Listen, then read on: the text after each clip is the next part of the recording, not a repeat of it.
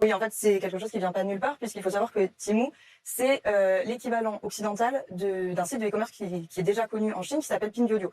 Donc, en fait, Pinduoduo a déjà été sanctionné par Google, donc banni des stores en ligne, justement pour la présence de ce logiciel espion. Et il fait quoi ce logiciel espion? Alors, concrètement, on ne sait pas trop. A priori, il aspire, ce que vous disiez, les données personnelles. Donc, ça va être adresse mail, numéro de téléphone, potentiellement données bancaires, ce qui est très inquiétant.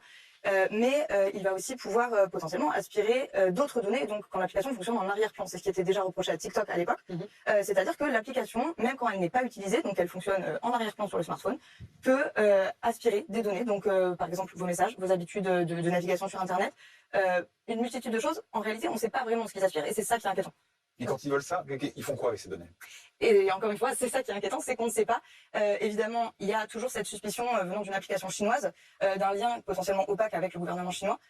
C'était déjà le cas pour TikTok, c'est également le cas pour Shein, par exemple. En fait, on ne sait pas.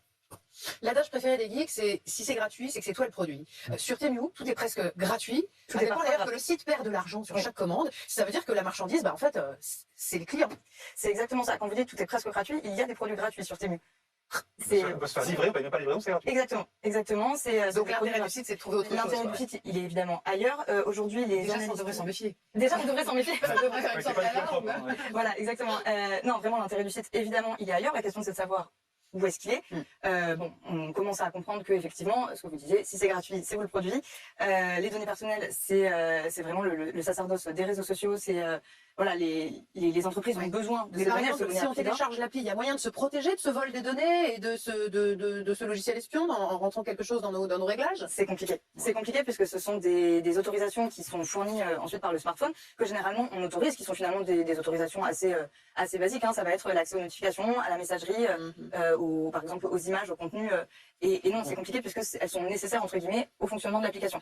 On en parlait, on s'inquiète parce que c'est chinois et que parfois ça a mauvaise réputation. Est-ce qu'il y a des applications du même ordre mais qui viennent pas forcément de Chine, sur lesquelles on peut se retrouver comme ça? Alors, j'ai pas d'autres des exemples en tête. Effectivement, c'est vrai que la Chine elle cristallise beaucoup de tensions par rapport à ce genre de choses. TikTok en première ligne, on l'avait vu à l'époque, c'était très compliqué. TikTok a failli être banni des États-Unis. Non, là pour le coup, vous c'est mieux, on se doute que c'est pas dans votre téléphone, vous l'avez. Non, je vais vous déconseiller. Je pense que j'ai d'autres choses qui sont pas forcément mieux, mais j'évite les mieux. Le conseil, c'est de désinstaller si on l'a. Le conseil, ce serait de désinstaller ou en tout cas d'y aller en connaissance de cause. C'est-à-dire qu'aujourd'hui, nos données, elles sont aspirées par toutes les applications qu'on a téléchargées. Voilà, c'est un fait. Merci d'avoir été avec nous ce matin. Merci à vous.